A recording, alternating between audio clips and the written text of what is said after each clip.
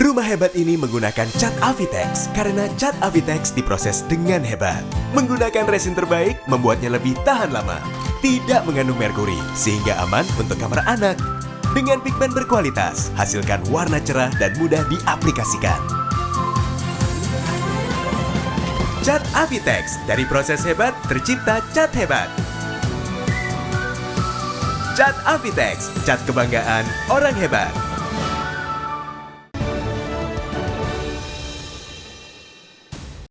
Dipersembahkan oleh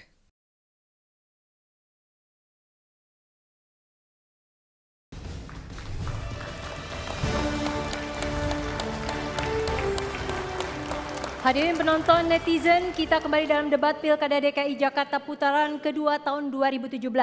Kini kita masuk segmen 3 dan masih kelanjutan segmen sebelumnya di mana komunitas akan mengajukan pertanyaan secara langsung kepada para paslon. Dan peraturannya karena itu masih sama dan ini sesuai dengan tema besar kita dari masyarakat untuk Jakarta. Saya ingatkan kepada para penonton sekali lagi, pada saat salah satu paslon memberikan jawaban, tanggapan, tolong ditahan, tepuk tangan maupun seruan-seruan. Tadi kita sudah berkomitmen, kalau ada yang tertangkap melanggar komitmen, saya akan langsung tindak tegas karena ini adalah debat pamungkas. Saya ingin dengar suaranya dari pendukung paslon 2. Kita jaga komitmen? Pendukung paslon 3, siap jaga komitmen?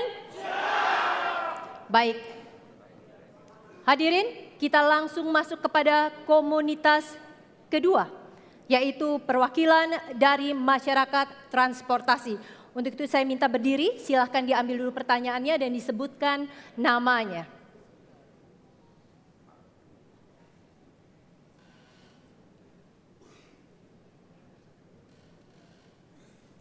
Yang akan menjawab terlebih dahulu adalah paslon 3.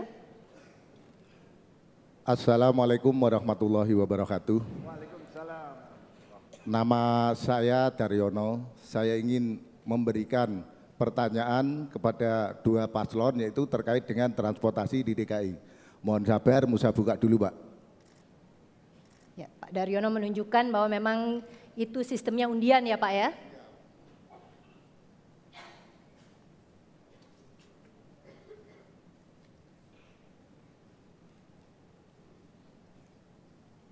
Pak, sekarang masih banyak warga yang penghasilan di bawah UMP. Jadi mahalnya ongkos transportasi membuat mereka kesulitan. Katanya ada yang merencanakan tarif Rp 5.000 untuk semua angkutan gabungan. Terus tarif Transjakarta 3.500. Sementara online banyak menawarkan bonus potongan.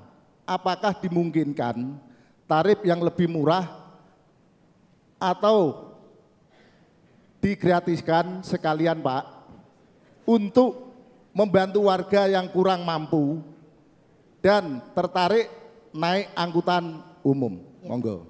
Jadi Pak Daryono tadi kata-katanya adalah apakah mungkin digratiskan saja termasuk. Cukup jelas paslon 3? Silakan, waktunya adalah 1,5 menit. Matur nuwun Pak Daryono. Jadi ketika kita bicara tentang transportasi, lebih dari 30% biaya hidup seringkali dialokasikan untuk transportasi di Jakarta ini karena mahal. Karena itu kita akan mengintegrasikan dalam konsep transportasi yang kita sebut dengan OKO Trip. OKO Trip. Kenapa ini kita lakukan? Kita ingin seluruh mode transportasi di Jakarta tersambungkan dari mikrobis, kemudian bis menengah, sampai BRT, kemudian LRT maupun MRT dalam satu sistem. Hari ini belum, hari ini masih jalan sendiri. Satu integrasi, dan integrasikan itu komponennya apa?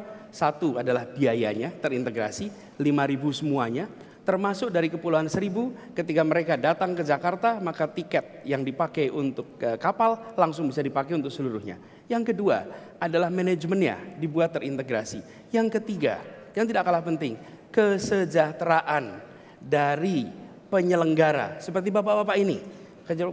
Kesejahteraannya harus terjamin. Karena itu subsidi yang kita berikan bukan hanya untuk Transjakarta, tetapi diberikan untuk keseluruhan sistem transportasi di Jakarta. Kalau hari ini yang banyak menerima Transjakarta, dengan begitu maka biayanya murah, bisa kemana saja, nyaman, dan pemerintah menanggung ongkosnya. Terima kasih. Pak Anies cukup? Baik, kita langsung saja beri kesempatan kepada Paslon 2 untuk menjawab pertanyaan dari komunitas tersebut. Apakah perlu dibacakan lagi? Tidak perlu, silakan. Terima kasih Pak Daryono, ini mewakili komunitas yang pakai transportasi. Nah itulah kenapa kami sejak 2 tahun yang lalu memaksa warga Jakarta menggunakan e-tiket. Misalnya dulu orang dari Manggarai mau ke Blok M itu 4 kali naik bus. Nah dengan ada tiket kami mulai tahu orang ini naik di situ, makanya sekarang 1 kali naik bus. Sama juga sebetulnya ketika orang mau ke Blok M, ada beberapa rute yang sudah kami ubah juga. Jadi intinya memang di e-ticketing. Nah perlu saya sampaikan pada Pak Daryono dan teman-teman, kami sebenarnya sudah menggratiskan Pak sejak tahun yang lalu naik bus. Jadi kalau Bapak Ibu punya gaji UMP, tinggal lapor di Bank DKI penerimaan gajinya, maka otomatis Bank DKI memberikan gratis. Sekarang para marbot yang tinggal di rumah susun, anak-anak semua sudah gratis. Ini bagian dari kami menopang supaya biaya hidup mereka transportnya murah. Hanya memang busnya perlu kami tambah. Rute kami sudah tambah 100 lebih rute yang langsung tujuan sampai kemana. Jadi ini yang penting, kenapa kita dorong dengan e-ticketing. Sekarang lansia malahan yang tidak mampu bisa kami jemput dengan Transjakarta Care. Kami punya 26 unit. Jadi orang kalau pakai kursi roda, pengen dijemput, nggak punya uang ke rumah sakit, tinggal telepon 1 hari sebelumnya, kami datang, kami jemput, kami urusin. Jadi sebenarnya kalau gratis itu sudah lakukan. Integrasi tentu harus integrasi. Kami sudah integrasi MRT, LRT juga. Ke depan pasti Ya, nyambung. Pak Basuki cukup. Langsung kepada Paslon 3 harap menanggapi jawaban dari Paslon 2 atas pertanyaan tersebut. Silakan, waktunya adalah 1 menit. Ketika kita mengatakan akan mengintegrasikan, maka kita melihat mobilitas penduduk. Dan terakhir studi dilakukan itu tahun 2007, udah 10 tahun yang lalu. Konsekuensinya, cara kita mengatur rute hari ini tidak mencerminkan kebutuhan warga. Karena itu kita integrasikan dan rutenya disesuaikan dengan kebutuhan mobilitas warga di Jakarta. Yang kedua yang tidak kalah penting, kita malah akan mengajak lebih jauh dari penyedia transportasi online untuk juga terlibat. Terutama di fase di mana kita membangun integrasi itu. Karena itu perlu proses, perlu waktu. Di fase itu integrasi dengan penyedia online akan kita lakukan. Lalu yang ketiga yang tidak kalah penting, kita akan memastikan proses ini tidak top down tapi bottom up. Teman-teman penyelenggara selama ini minim diajak, kami akan undang terlibat. Anda bantu rumuskan rutenya, prosesnya. Pak Anies cukup sampai di sana dan kita langsung saja beri waktu kepada Paslon 2 menanggapi jawaban yang disampaikan Paslon 3, waktunya 1 menit. Silakan. Kadang-kadang saya juga heran juga, kami dianggap tidak bottom up. Sebetulnya ketika Anda menggunakan tiket, menempel waktu keluar, itulah bottom up yang kita lakukan. Kami tahu persis Anda sampai kemana. Misal dulu Kampung Rambutan ke Blok M, 3 kali naik bus.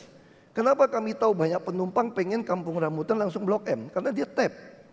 Jadi ini 1 juta lebih. Penumpang ini belasan juta tentu butuh data. Makanya kami dengan pola seperti ini jadi data. Kami akan terus membuat rute-rute yang baik. Busnya kami kelas dunia semua. Bahkan bus kami yang baru-baru ini, showbreakernya pun bisa miring. Supaya yang pakai kursi roda itu bisa rata. Kalau enggak dia langsung meluncur. Dan lantainya pun enggak mungkin jatuh. Sekarang kita pun mengurangi 20% kapasitas kursi supaya bisa hadap ke depan. Sehingga perempuan mempunyai ruang yang nyaman di dalam bus. Busnya semua sangat standar. Kenapa lambat? Karena kami ingin produksi karoseri lokal. Itu aja masalahnya. Ya, Pak Basuki, kita cukupkan sampai di sana dan kita tepuk tangan untuk jawaban Paslon 2, Paslon 3 dan juga masyarakat transportasi. Baik, kini kita lanjut kepada komunitas yang ketiga. Adalah komunitas rumah susun dan toilet untuk semua keluarga. Jadi tadi saya sebut permukiman, ternyata ada yang secara spesifik yaitu rumah susun dan toilet untuk semua keluarga. Silakan perwakilannya mengambil pertanyaan untuk undian, kemudian disebutkan namanya. Terima kasih buat Mbak Ira. Assalamualaikum warahmatullahi wabarakatuh. Nama saya Soekarto, nama topnya Karto ya. Saya pengen bertanya kepada kedua kandidat calon gubernur. Pak, kami ini warga Rusun Jatinegara yang direlokasi akibat normalisasi Kali Ciliwung. Kami menderita tidak saja secara ekonomi tapi juga secara mental. Kami benar-benar merasa drop. Saat ini kami tinggal di rusun yang sering bocor, padahal kami harus menanggung beban biaya bulanan terus menerus. Bila Bapak terpilih, apakah Bapak tega untuk terus menerus membebani kami biaya rusun yang bocor ini? Terima kasih Pak. Ya, yang pertama jawab adalah paslon 2, pertanyaannya cukup jelas. Baik, waktunya adalah 1,5 menit. Terima kasih Pak Harto. Memang harus kita akui beberapa rusun yang dibangun dengan kontraktor yang maling itu berakibat seperti itu. Makanya sekarang kenapa kami memperlambat, kami lebih baik pilih yang mutu yang baik. Kalau Bapak perhatikan rusun-rusun yang Bapak tinggal, kalau soal tidak bayar bagaimana? Memang rusun itu tidak bayar sebetulnya Bapak, Ibu. Rusun itu tidak bayar, ini hanya kontribusi. Kontribusi untuk pemeliharaan lingkungan. Itu pun kami subsidi 80%. Nah yang tidak mampu bayar beberapa sudah kami bayarkan lewat basis juga lewat operasional saya sebetulnya. Tapi setelah kami teliti hanya 30% yang tidak mampu bayar. 70% itu tidak mau membayar. Nah ini yang sedang kita lagi bantu. Termasuk kita akan bangun di Ciangir. Harus kita akui waktu kami memindahkan itu ada unsur sosial yang kami tidak perhatikan waktu itu. Misal contoh, tadi bisa pinjam cabai, pinjam minyak goreng, waktu pindah tetangganya berubah. Nah sekarang untuk yang pindah baru, dia boleh sama-sama tinggal di satu lantai. Nah ini yang kami lakukan, termasuk tempat dagang. Kami mulai pikirkan sekarang untuk membongkar pagar-pagar rusun seperti Jatinegara, supaya membangun kios-kios dagang. Nanti ke depan semua rusun kami itu, kios dagang itu di tepi jalan. Sehingga mobil yang lewat bisa mampir. Inilah yang kami harus akui, ada kesalahan desain yang masa lalu yang terus kami perbaiki sekarang. Saya mohon maaf dan saya harap Bapak Ibu bisa bersabar. Pak Basuki cukup, langsung saja saya beri kesempatan paslon 3 waktunya 1,5 menit menjawab pertanyaan dari komunitas rumah susun tadi. Apakah perlu diulang pertanyaannya? Cukup, kita Cukup, silakan. Ini pertanyaan yang sering muncul ketika kita bertemu dengan warga rumah susun. Hamzah dari Bukit Duri yang pindah juga ke rumah susun menceritakan penderitaan dimulai ketika masuk rumah susun. Karena itu kenapa konsep kita adalah menata kampung. Dan kita perhatikan dalam memimpin, membawa hati. Gubernur ini bukan sekedar melaksanakan peraturan, membuat peraturan, bukan. Gubernur ini pemimpinnya rakyat. Rakyat itu saudaranya. Karena itu penderitaan rakyat adalah penderitaan gubernurnya. Bukan dipandang penderitaan rakyat sebagai kelompok orang saja. Tidak bisa. Ini bukan statistik. Ini adalah manusia yang punya hak hidup yang sama di Jakarta. Karena itu kenapa kami ingin hadir memimpinnya dengan hati. Karena problem yang seperti ini. Solusinya kenapa kita buatkan program perumahan dengan DP 0 rupiah. Supaya warga di kampung-kampung yang hari ini kampungnya sempit. Saya datang kampung Krukut.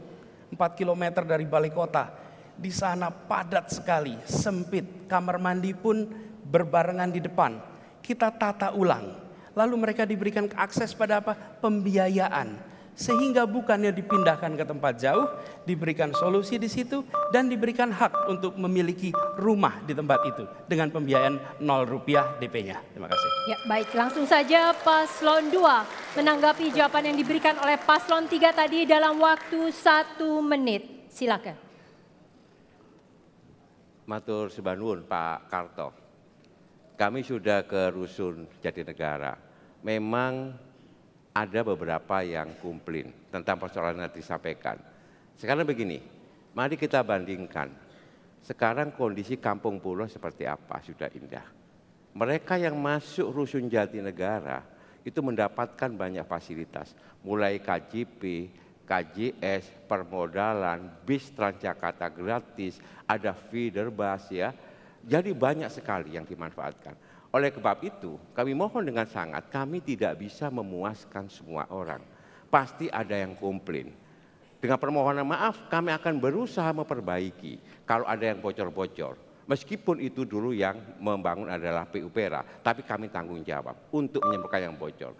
Dan itu rusunnya adalah 30 meter persegi yang cukup layak untuk warga kita, saudara kita yang ada di Kampung Pulo. Terima kasih. Ya, langsung saja Paslon 3 menanggapi apa yang disampaikan oleh Paslon 2, waktunya 1 menit. Jadi dibutuhkan warga di sini sebenarnya solusinya. Karena itu kenapa kita melihat persoalan ini, kita bayangkan seseorang tinggal di Jakarta sebutlah 40-50 tahun sejak kedatangannya. Ada periode di mana mereka menggunakan rumah susun seperti yang Anda sudah miliki sekarang, rumah susun.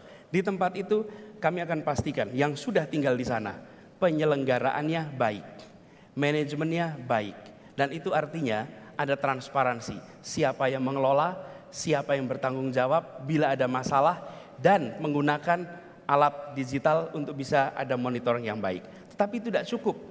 Ke depan lewat program OKOC ada peningkatan kesejahteraan. Lalu yang kedua yang tidak kalah penting, dari situ pindah naik kelas untuk memiliki rumah sendiri. Baik rumah tapak ataupun rumah susun, tetapi memiliki rumah. Dan ini yang kita siapkan. Solusinya adalah manajemen lebih baik, peningkatan kesejahteraan, dan punya rumah sendiri. Ya, Pak Anies, kita cukup sampai di sana dan kita beri tepuk tangan untuk jawaban Paslon 2, Paslon 3, dan komunitas rumah susun dan toilet untuk semua keluarga.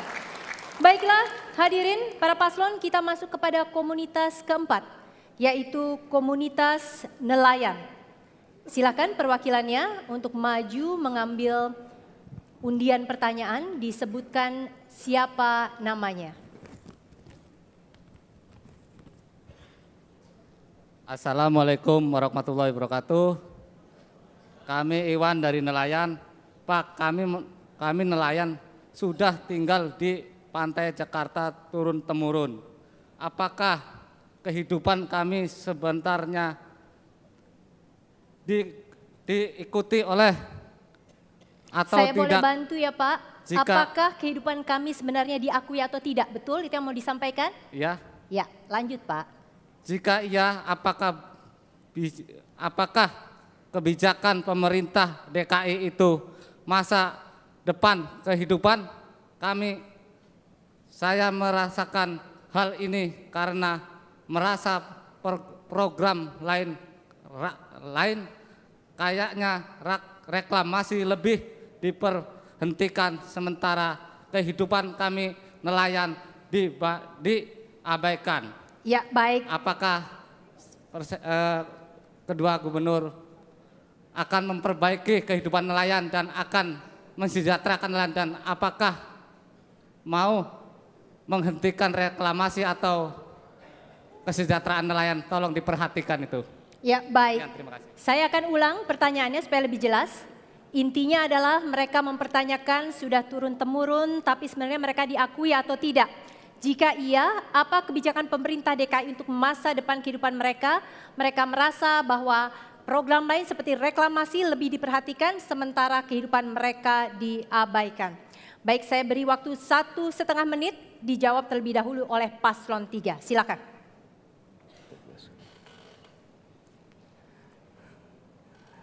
Ada 12.000 nelayan sekurang-kurangnya di Jakarta. Sayangnya dalam Jakarta dalam angka statistik itu tidak ada profesi nelayan di situ.